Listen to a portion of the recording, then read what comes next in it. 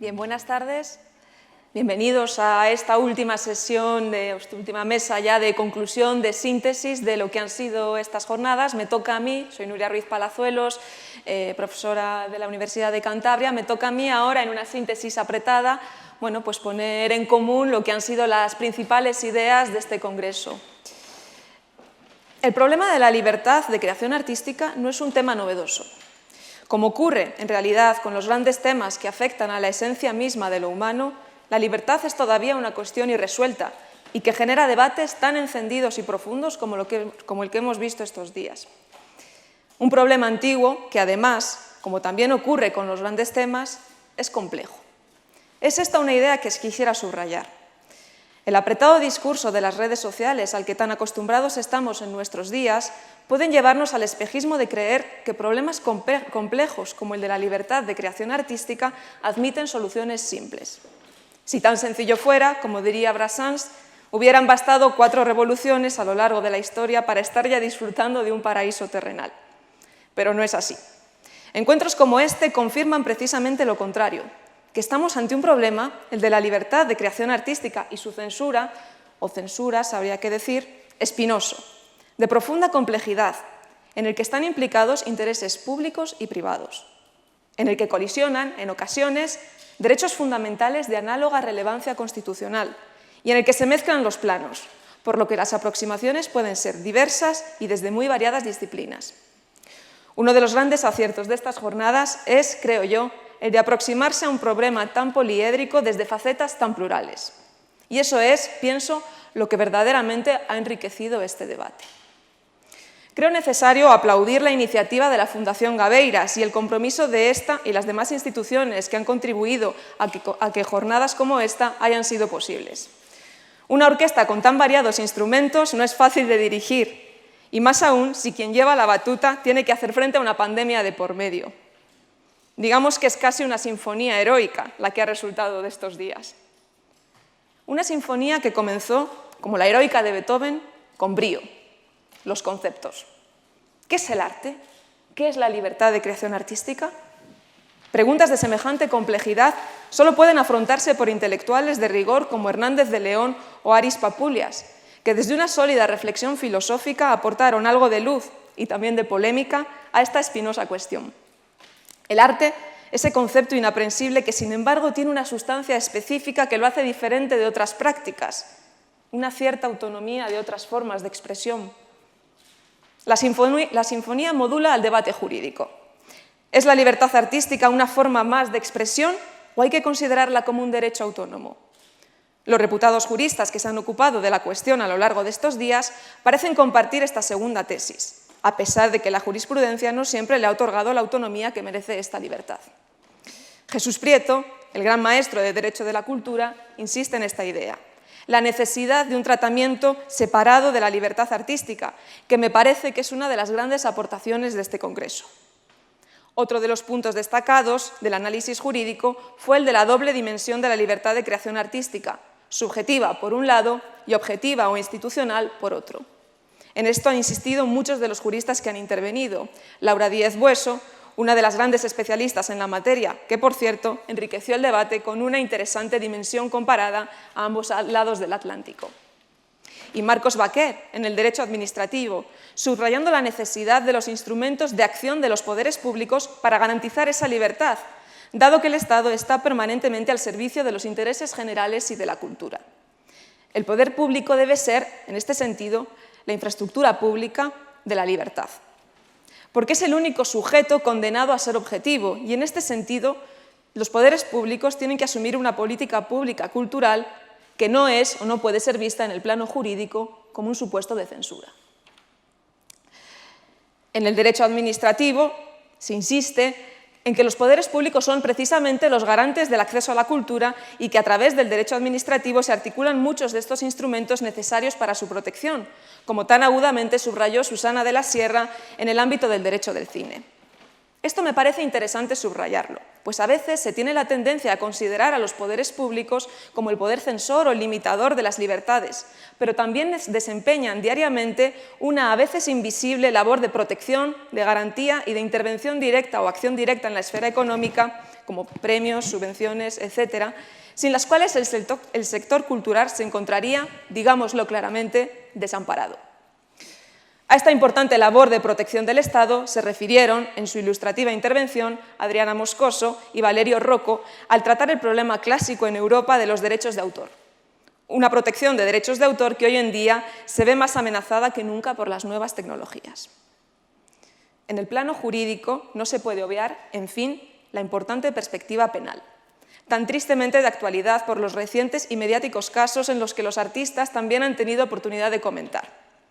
Por su parte, los juristas han criticado, Bernardo del Rosal, el giro indeseable que está sufriendo el derecho penal de nuestros tiempos y la difícil interpretación de los tipos penales que amenazan la libertad de expresión artística por su excesiva vaguedad. Qué peligrosos son los conceptos jurídicos indeterminados. Los ponentes penalistas parecen compartir, por lo demás, la idea común de que es necesario suprimir del Código Penal los tipos que limitan la libertad de creación artística, como el de ofensa a sentimientos religiosos.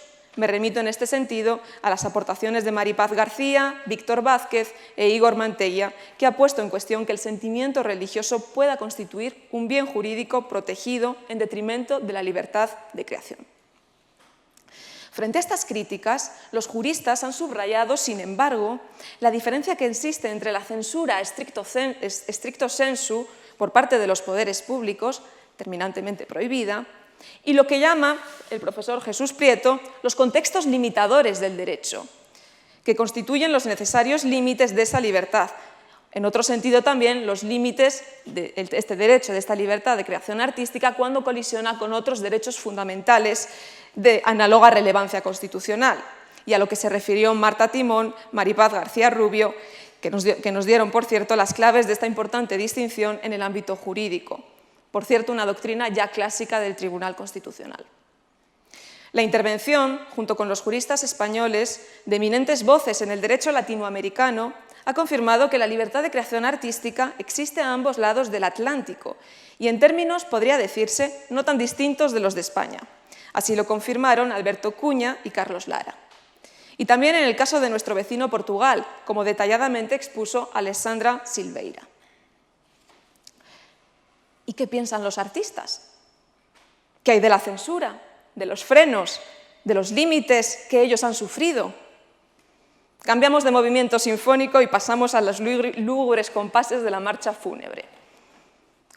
Por lo pronto, hay que decir que los artistas manejan un concepto de censura mucho más amplio que el que acabamos de definir en el ámbito jurídico. Lo que para los juristas es un límite intrínseco a un derecho fundamental o un contexto limitador del mismo, para los artistas es una forma de censura. La censura existe y además puede adoptar muy diversas formas, dicen los artistas. Para algunos de ellos es un problema recurrente, como en el caso de Eugenio Merino, que se ha visto inmerso en tristes experiencias de cancelación de sus obras por el contenido político de las mismas. Contenido político que, como han subrayado buena parte de los ponentes, es intrínseco a la obra de arte, por su carácter irreverente, contestatario o de cierta transformación de la realidad. Esta es una idea que parecen compartir la mayor parte de los artistas y que se afirmó con rotundidad e inteligencia por Fernando de Castro, en una intervención no exenta de polémica y de contestación esta mañana por uno de los ponentes. Y así lo ha subrayado el contenido político del arte artistas como María Galindo, Cristina Morales, Marta Pérez o en el cine Inés París. Pero no solo está la censura directa para los artistas, señalan estos. Hay otro tipo de censura, suave o indirecta, como señaló Jordi Claramonte. Muchas formas de censura. Está, por ejemplo, la llamada censura líquida, a la que se refirió Nacho Carretero, autor de Fariña, que puede llegar a ser, para él, incluso más peligrosa que la censura tradicional en el primer mundo. La presión en Internet o la censura mediática es, en este sentido, una realidad que preocupa crecientemente a los artistas e intelectuales. Nacho Ruiz, director de la Galería T20, ha destacado, igualmente, cómo la censura más eficiente no es siempre la ruidosa en el foco público, la censura visible. sino la que se realiza a través del silencio, censura invisible. Y José María Lasalle y Marta Peirano han debatido sobre uno de los problemas que limitan de manera determinante el acceso a los contenidos artísticos en la sociedad actual, el que viene de las plataformas digitales como Google, Facebook, Instagram, cuyo modelo de negocio determina irremediablemente el acceso a ciertos contenidos. A lo largo de estos días, además, se ha hablado insistentemente de la autocensura, tan dañina o más que la primera para los artistas y en la que se han detenido Charo Corrales, Nacho Carretero y Concha Jerez. Para esta última, se trata de un tipo de censura que ha ido en aumento durante las últimas décadas. Pero aún hay más. Para los artistas están también las formas de censura que, como señaló Cristina Morales, pueden ejercer quienes tienen los medios de producción como las editoriales, las galerías o las ferias de arte. Esto que para los juristas, como digo, no es propiamente un supuesto de censura, algunos artistas lo contemplan así, creando, dicen estos artistas, una relación asimétrica con el artista. No menos preocupante es el problema para ellos, en fin, de ciertos grupos que se atribuyen el derecho a sentirse ofendidos en nombre de ciertos colectivos, una realidad cada vez más presente y preocupante en las redes sociales de la que han dado cuenta buena parte de los ponentes.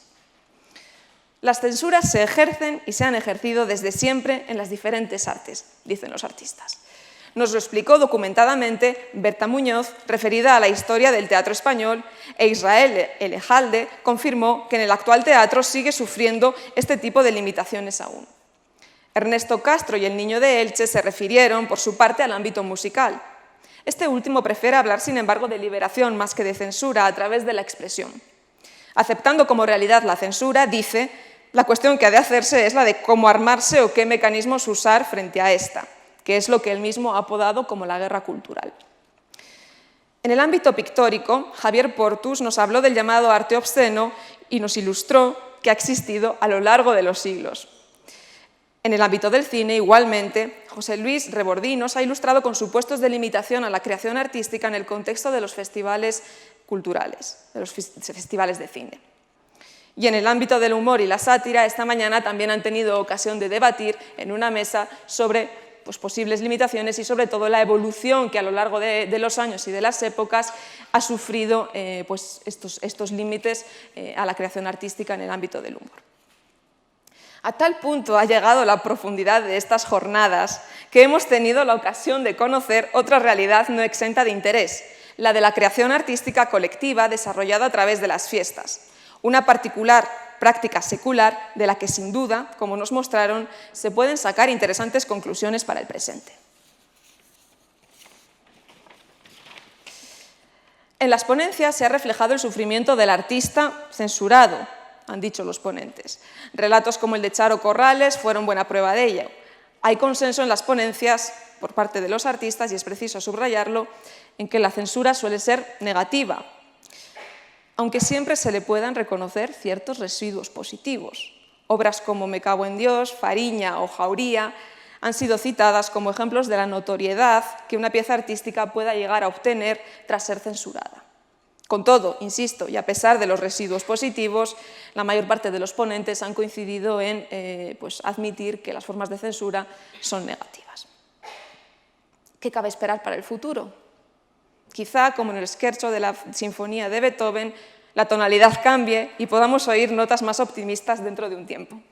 No creo equivocarme al señalar que las intervenciones comparten una idea común, que hay mucho camino por andar y avanzar, y que la libertad de creación artística necesita una protección autónoma y más reforzada, que el arte tiene que ser siempre un poco irreverente, como lo fue en el pasado.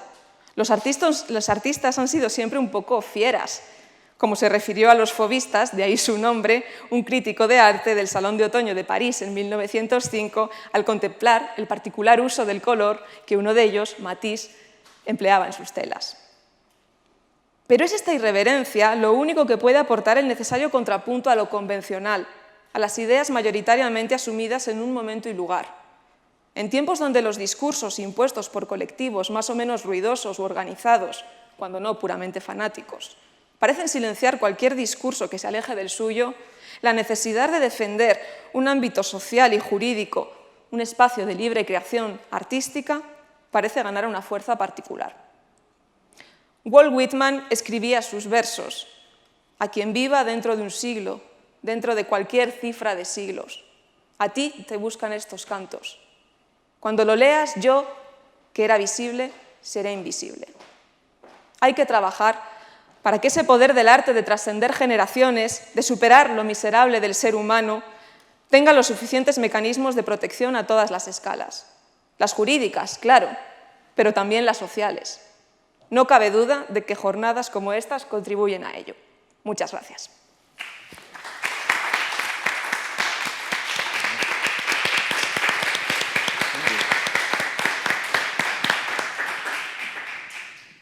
Y sin más preámbulos, doy la palabra a Patricia Gabeiras.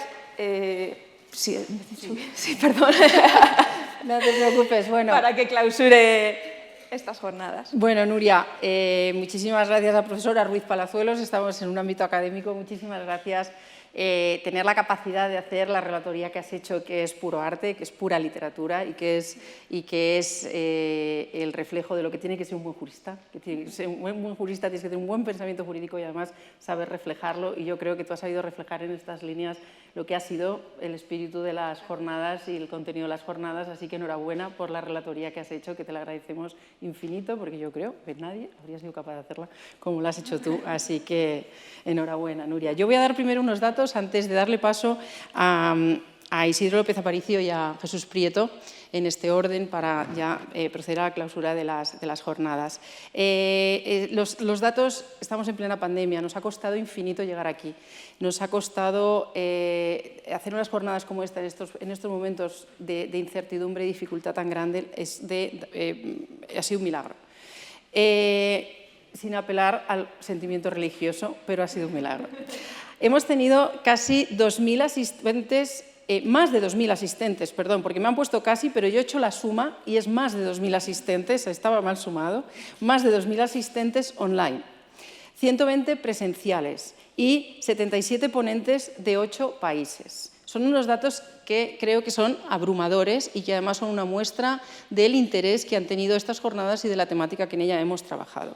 Se han generado más de 400 tweets con el hashtag censura y censuras. Ha llegado a 2 millones de personas de alcance, además de nuestros 200 tweets que han hecho nuestros servicios de comunicación. Por todo ello, y teniendo en cuenta cuál ha sido el resultado de contenido que nos ha relatado Nuria y cuáles son los datos de comunicación que estoy trasladando yo, tengo que dar la enhorabuena a todo el equipo técnico. Tengo que dar la buena a Isabel Ramos, a Paula Raez, a Margarita Trillo, a Rocío Mena, a María Lorenzo, en el diseño a Eva Lapuente, a el servicio Acerca Comunicación, a Aquí Haya Producciones, a Progresión Audiovisual, a Avanzo Producciones, que se ha encargado de la fotografía, que todavía siguen trabajando y estamos oyendo los clics. Y, por supuesto, quiero dar la enhorabuena a su director, al director de las jornadas, a Roger Dedeu, que, además, dentro de la responsabilidad que ha tenido de organizar este evento, ha cedido su silla precisamente a Isidro López Aparicio, no teníamos más sillas, le ha dado porque está dentro de su convencimiento que para hablar de censura en el arte y para hablar de la libertad del arte tienen que estar los artistas. Y es por eso que gracias, Roger, porque, como siempre, le has dado paso al arte para que pueda definir cuáles son los límites de su propia libertad. A todos ellos, muchísimas gracias. Yo realmente no he hecho prácticamente nada. He estado 2 meses confinada.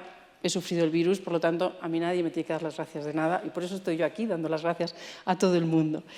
Isidro, te doy la palabra a ti, 2 minutitos para después darle la palabra a Jesús. ¿Cómo habéis vivido esto? ¿Qué os parece esto a los artistas, a los que realmente tú además tienes un arte muy político, muy de intervención? No está en el relato porque ha sido lo último que se ha dicho, pero yo tengo que decir alguna de las frases que ha dicho Isidro en su intervención, que es: el objetivo máximo ético y moral es evitar la censura. No utilizar la rentabilidad de la censura a veces para poder transformar los conflictos. Entonces, ese papel que tienes como artista para poder transformar la sociedad es esencial. Antes, me estoy dando cuenta, Isidro, me vas a perdonar, que se me ha olvidado un papelito de los que tenía también de dar datos. Muchísimas gracias al Ministerio de Cultura y Deporte, al INAEM, al Círculo de Bellas Artes, al Museo Reina Sofía, al Museo Nacional Thyssen-Bornemisza, al Instituto Interuniversitario para la Comunicación Cultural, a la Universidad Carlos III, a la UNED, a Triodos Bank, a K2M, a ETIC, a Radio 3, Comunidad de Madrid, Universidad Castilla-La Mancha, Universidad de Cagliari, Universidad de Fortaleza, a BAM, a FAETEDA, al Instituto de Arte Contemporáneo, a la Unión de Artistas Contemporáneos, a Free Muse, al Festival de Cine de San Sebastián. A todos ellos, a todas estas instituciones, muchísimas gracias por haber apoyado este evento. Isidro, te doy la palabra y luego ya... Bueno, pues yo en ese sentido lo primero agradeceros porque abordar esto con esta valentía en estos momentos y con la complejidad y con la ambición que lo habéis hecho es verdaderamente admirable y habéis demostrado algo que es absolutamente necesario. Hace unos 15 años en el Reina Sofía me vi con la necesidad de hacer un esquema que se denominó el ecosistema del arte, que tiene una forma de ojo y que se ha utilizado mucho. Y ese esquema surgía de la necesidad de mostrar la complejidad de nuestro sector, que en aquel tiempo se llamaba sector. La palabra ecosistema se utiliza ahora mucho. En aquel momento, cuando yo utilicé la palabra ecosistema, me miraron muy raro. Yo tengo un máster de gestión medioambiental, algo me preocupa, y la palabra ecosistema no era como se utiliza muchas veces la gente. No quiero que nadie cite ese origen de palabra, pero sí el que cuando lo utilice se dé cuenta de que no es sistema, no es sector, sino incorporar la palabra eco implica el cuidarnos, ¿vale? El equilibrio de todas esas personas, todos esos agentes, espacios que formamos parte. En ese ecosistema yo echaba de mano, porque normalmente siempre la gente hablaba de comisario, director, galerista, artista, pero a mí me faltaba. Y uno de los que me faltaba era el mundo de la judicatura, toda la gente del derecho, legislación, porque no podía entender mi sistema sin que estuviesen también. Había ámbitos rurales, había muchos espacios que son necesarios. Ha hablado de lo poliédrico. Claro, eso yo creo que es una de las cosas fundamentales que se ha demostrado aquí. La necesidad de ver las cosas de una manera holística y de la necesidad de que los artistas, yo creo que una de las cosas que se ha demostrado, la importancia que tenemos los artistas de formarnos en muchos aspectos, que sin embargo es verdad que hay grandes vacíos dentro del mundo de la formación en Bellas Artes. Primero empezamos por el hecho de que en España en primaria, secundaria, no existe formación artística, está desapareciendo, las nuevas leyes nuevamente lo confirman, son cosas sobre las cuales encima no hay un conflicto enorme. Y estamos hablando, y para mí la gran conclusión de aquí es que debemos conseguir evitar censura si la gente está educada, ¿no? Y sabe comprender su ofensa, la gestión de su ofensa, la gestión, otra de las cosas que aquí se han visto con claridad y de las que nosotros demandamos a los artistas para que lo comprenda el mundo de la legislación, de la legislatura, que supuestamente son de las cosas importantes que nos habéis traído, es que trabajamos desde lo simbólico. Es una de las cosas que yo creo que se ha remarcado sistemáticamente. Entonces, la sociedad, si no se le educa en que lo artístico no tiene la pretensión de esa ofensa porque es simbólico, no es real, no tiene esa pretensión, podemos conseguir. Entonces, en ese ecosistema, la formación, la legislatura es fundamental. Y otra de las cosas importantes que creo yo que ha ayudado a que se comprendan los dos mundos, o los muchos mundos, es que el arte contemporáneo, el verdadero arte contemporáneo, necesita del límite, necesita asomarse hasta un espacio donde dé vértigo.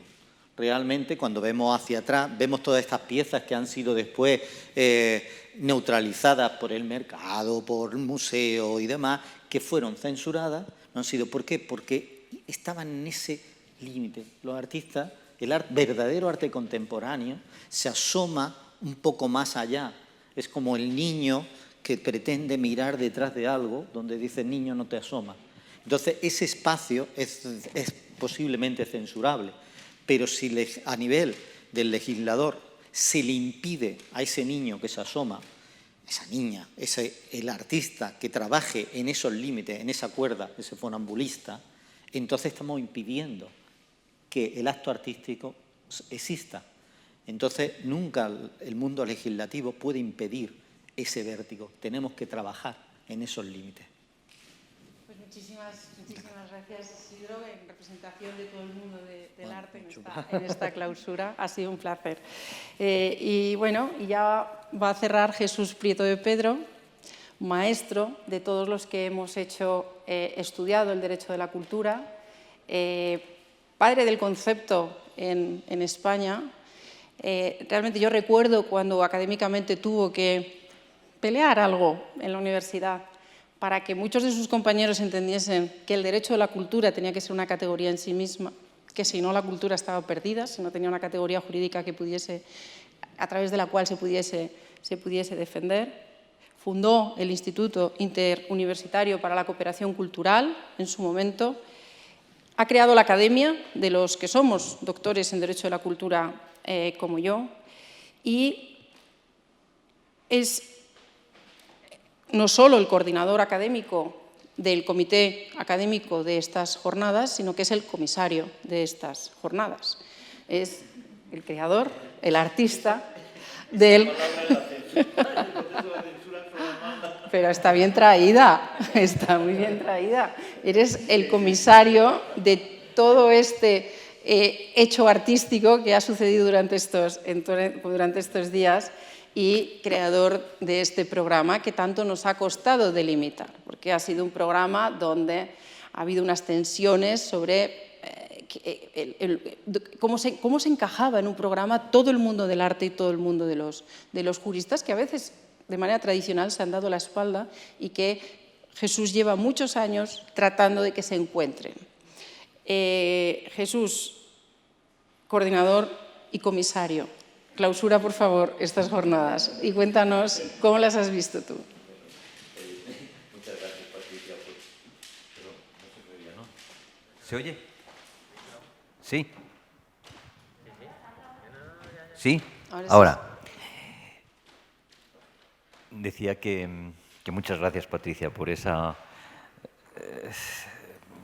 mención tan cariñosa y exagerada, pero bueno, porque es cariñosa. Hablo, pues quizás un poco más en el nombre del comité asesor, aunque algunas cosas que voy a explicar no las hemos compartido todo el comité asesor porque no las hemos vivido juntos, no porque no hayamos compartido unas líneas de trabajo, que además en eso quiero decir que ha sido un comité que, bueno, quizás con cierta informalidad, pero se ha reunido mucho, ha hablado mucho y ha ayudado a construir todos un programa del que al final, pues, ahora visto el resultado, al principio, pues siempre es una pequeña aventura, no sabes qué va a pasar con un programa, ¿no? Aunque te guste, aunque creas que lo has hecho bien, ¿no? Pero ahora, viendo el resultado, viendo el desarrollo de las jornadas, pues yo creo que estamos satisfechos. Ahora hemos tenido una reunión de una parte del comité asesor después de la comida y hemos estado haciendo un balance y bueno, pues había coincidencia en que esto ha funcionado bien. Ya la calidad, uno tiene su opinión, todos tenemos nuestra opinión, pero nos gustaría que la opinión que prime es la que tienen las personas que han seguido, las tantísimas personas que han seguido las jornadas, porque bueno, ellos también tienen su protagonismo en su invisibilidad y en su anonimato, ¿no? Y eso me parece que es importante. Me decías, Patricia, que ¿de dónde venían estas jornadas?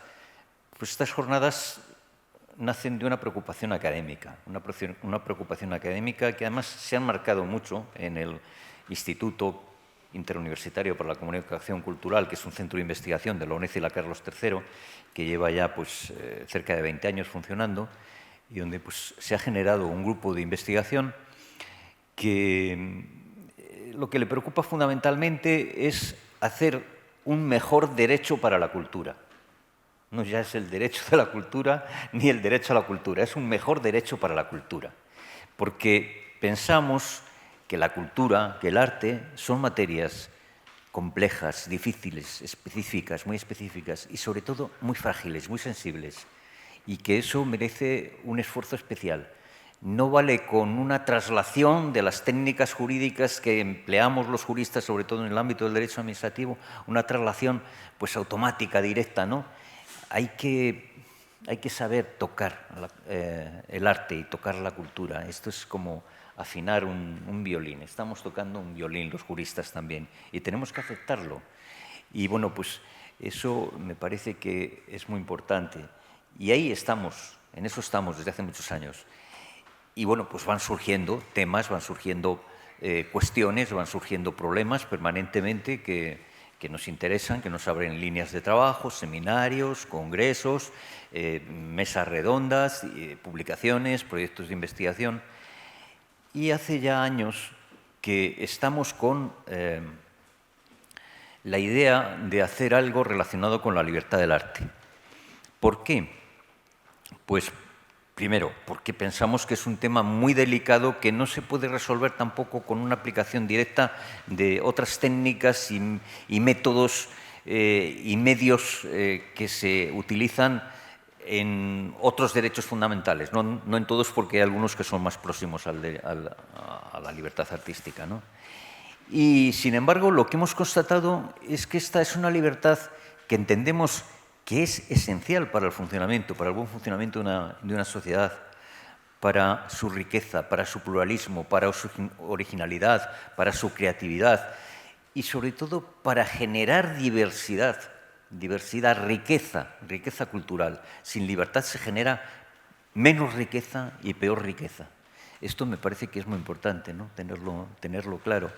Y bueno, pues desde esa preocupación, pues en la propia universidad y hablando también con colegas de la universidad, la Facultad de Jurisprudencia de Sassari, con la que tenemos un convenio de colaboración, así como con otras universidades, desde el Instituto, desde la Universidad Carlos III y la UNED, tenemos un convenio de colaboración con ellos, pues con otros colegas de allí, pues surgió en una de las conversaciones, una de las reuniones de trabajo, la idea de ¿y por qué no promovemos un congreso sobre libertad del arte? Y bueno, ahí está el primer paso.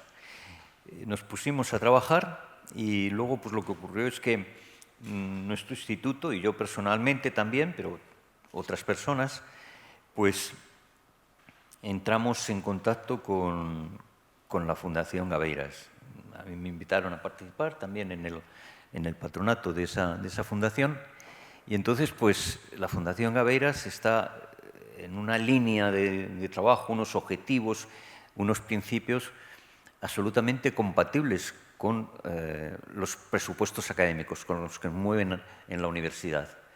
Y entonces, pues, vimos que podía ser una buena alianza y que podíamos trabajar universidad y Gabeiras.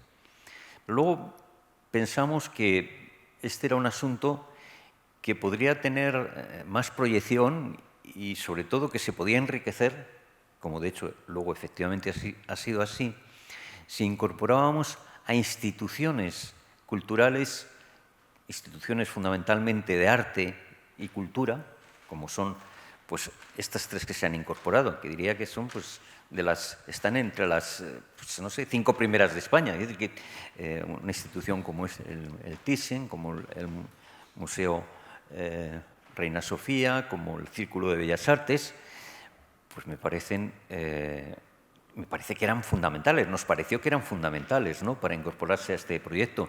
Se lo propusimos y la verdad es que hemos tenido una magnífica acogida. Y bueno, pues eso no solo nos han dado una sede física, una cada día, sino que han hecho algo que me parece que es mucho más importante. Nos han dado ideas para la confección del programa, ideas en algún caso muy importantes desde su práctica, desde su vida cultural, que es una vida cultural importante y muy rica, ¿no? Y además de ideas nos han dado nombres de personas que, bueno, luego pues nos han parecido, en la mayor parte de los casos, grandes hallazgos, ¿no? Personas que no conocíamos que se han incorporado al programa. Bueno, este es el origen, ¿no? Y a partir de ahí, con la colaboración de todas las otras instituciones que has nombrado tú, Patricia, que tampoco las quiero olvidar, pero no me puedo poner ahora a repetirlas, pues bueno, se lanzaron estas jornadas. ¿Qué ha pasado? Pues que estas jornadas las diseñamos en un momento previo al COVID. Y entonces, en aquel momento, estábamos pensando en unas jornadas, un poco la idea moderna de las jornadas, presencial con apoyo digital, con un complemento digital, ¿no? Y estaban pensadas para el mes de abril pasado, pero en el mes de abril estábamos en estado de alarma. Y cuando pues, lo vimos, pues dijimos, pues esto hay que transformarlo. No podemos dejar de hacer las jornadas, no nos podemos parar por el COVID, ¿no? Y entonces, pues, pusimos la máquina a todo gas y bueno, pues desde una gestión compartida de todas las instituciones que he citado antes, pero con un peso especial en el núcleo de Gabeiras y con algunas personas que ya has citado, pues yo quiero resaltar aquí fundamentalmente pues, a María Lorenzo en primer lugar y luego pues otras personas que están aquí como Isabel, Paula, Margarita, Rocío, bien. Y luego también pues con el impulso de Roger de Déu como presidente de la Fundación, que es una fuerza de la naturaleza. Sí, pues bueno, esto empezó a montarse y hemos llegado.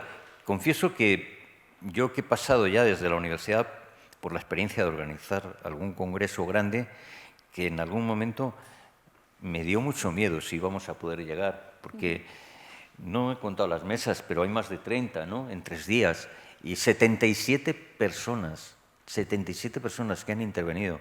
Y bueno, pues no falla uno de los 77, es bastante increíble, ¿no? Con pandemia. Sí, y con pandemia, efectivamente. Bueno, hemos tenido algún interviniente pandémico, ¿no? Pero no estaba aquí,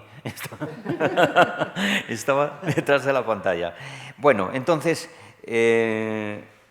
pues esta es el origen de las jornadas. Y realmente, pues ya digo que, por lo menos en lo que se refiere al desarrollo ejecutivo de las jornadas, estamos muy satisfechos. Que sobre la calidad yo tengo mi opinión, digo que es una opinión muy positiva, pero prefiero no condicionar tampoco a la de las personas que están en este momento oyendo, escuchando. Las jornadas han tenido 2 objetivos. Uno, que es el principal, abrir una reflexión académica, científica, seria. No queríamos una reflexión únicamente de tertulia, sino una reflexión como se hace en los medios académicos e investigación en la universidad, una reflexión metódica, una reflexión con diálogo, a veces con diálogos fuertes, con diálogos vivos, muy intensos. De los diálogos fuertes cuando hay consensos, salen consensos fuertes, de los diálogos débiles salen consensos débiles, o sea que eso pues lo practicamos en la universidad y nos parecía muy importante hacerlo, ¿no? Y entonces pretendíamos que esta fuera una primera reflexión, pero eso sí, global. Queríamos tratar un poco todo. Queríamos dibujar el mapa de lo que hay aquí, porque nos parecía que era una manera de permitir que se cumpla el objetivo y el deseo de futuro que tenemos, que es con ese mapa ya, con sus territorios, con sus ciudades, con sus provincias situadas en su sitio, pues luego ya se podrá ir trabajando de forma más local. Pero tener ese mapa ahora nos ayuda mucho. Y a eso responde. Claro, eso tiene un problema, que dibujas el mapa entero, pero no ves la provincia de Logroño en concreto, ¿no? Pero bueno, le tocará, ya llegará, ver esos temas concretos específicos.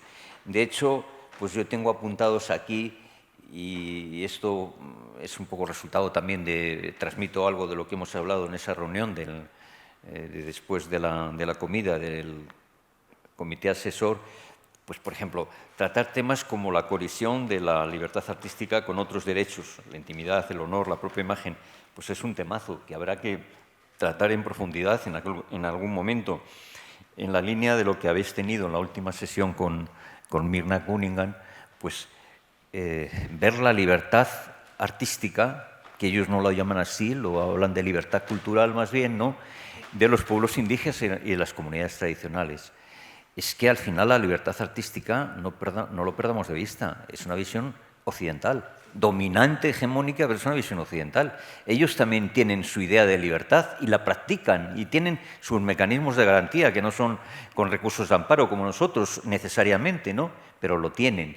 Y tienen una idea de la libertad mucho más colectiva, comunitaria, anónima, y todo eso juega de otra manera. Y yo creo que nos tenemos que abrir a eso, ¿no?, porque si no somos injustos y seguimos pues haciendo occidentalismo o eurocentrismo, ¿no? Los contextos limitadores se ha tratado aquí, pero es un tema sobre el que hay que volver, porque es el gran problema de la libertad artística. Ya no es la censura del censor vestido de negro que redacta un ukase, redacta y un... ¿Me queda tiempo? No, digo. estaba haciendo Perdón. relajación. Es que me suele pasar que hablo demasiado. Y ya cuando veo una mano que hace así... digo, Viene el censor. sí. Bueno, pues no sé si Los me ha... contextos limitadores. Sí, digo que es un tema sobre el que hay que volver. Hoy yo creo que está más la clave ahí, en los contextos limitadores. Y no caigamos en el error, y lo comentábamos este mediodía, de pensar... Hay muchas cosas que limitan la libertad artística. Evidentemente, si a un creador le das una habitación pequeña, pues a lo mejor se siente ilimitado, en vez de tener un espacio grande. Si tiene más luz o menos luz. Es decir, que puedes tener muchas cosas que podrías interpretar que son restricciones, pero no todo eso es censura. Hay algunos contextos limitadores, es un problema de graduar.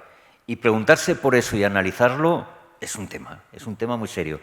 Pero ¿qué es donde está hoy fundamentalmente el gran efecto masivo en los estados democráticos? En los estados no democráticos no, porque sigue todavía el censor dando el palo, ¿no? Pero en los estados democráticos sí. Y entonces al final esos contextos limitadores tienen unas técnicas muy civilinas, sea en lo digital, sea en relación con el mercado, sea en relación con los sentimientos religiosos. O sea, hay unos mecanismos que al final nos lleva a que somos nosotros nuestros propios censores. O sea, que es que el censor estaba fuera y ahora nos lo metemos dentro del cuerpo, porque si no sabes que no te exponen, si no sabes que no publicas, ¿no? Y bueno, pues ese es un tema sobre el que habrá que volver. Yo creo que un tema también muy importante es la diversidad y la libertad de creación. Esto, bueno, pues de alguna manera lo introduce la Convención de la Diversidad del 2005 de la UNESCO, cuando dice que la diversidad es un contexto de elección, es decir, que cuanta más diversidad hay, cuanta más oferta de creación hay, más rica es nuestra libertad. Tenemos más posibilidades, una gama mayor, una paleta mayor de elección. Luego, otro tema también importante que posiblemente haya que tratar es el de las políticas de promoción de la libertad artística, porque toda política pública incluye unas cosas, excluye otras. Las que excluye es una censura. Ahí hay que analizar. Es un tema muy de fondo, ¿no? Yo creo que no todas no. ¿Por qué?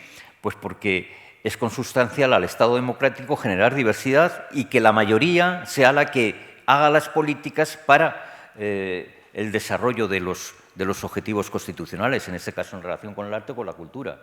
Entonces, no podríamos negar esa esencia del Estado democrático. Ahora bien, no en todos los supuestos, no todos los casos de políticas de promoción de la libertad cultural van a ser legítimas. Habrá algunas pues, que son arbitrarias, que no son neutrales, que no son objetivas, y eso es lo que habrá que detectar. Y analizarlo jurídicamente no es fácil, pero además eso hay que hablarlo también con los demás.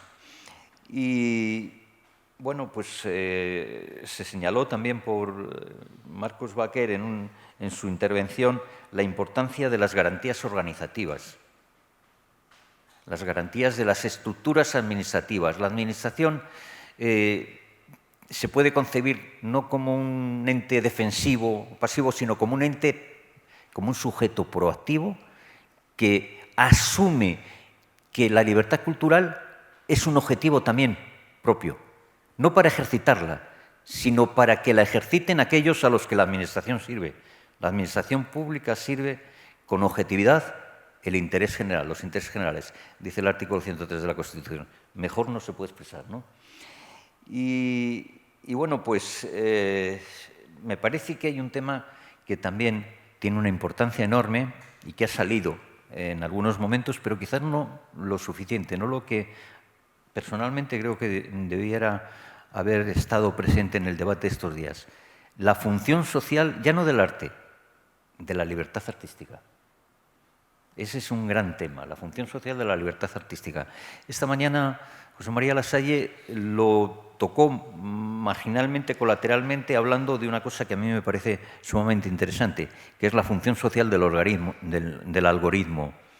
Porque todas aquellas propiedades, todos aquellos bienes que son propiedad privada, pero que tienen inserto en su propia naturaleza el cumplir fines de interés general y que son portadores de una función social, eso pasó con la propiedad intelectual y ha pasado con otros muchos bienes, pues no se pueden dejar a su libre albedrío. Hay que regularlos para que cumplan esa función social. Y bueno, pues hay que hablar de esto también. Es un tema que habrá que tocar, ¿no? Bueno, como pueden ver, esto es un ovillo que está lleno de hilos y me podría quedar hasta esta noche sacando hilos de este ovillo.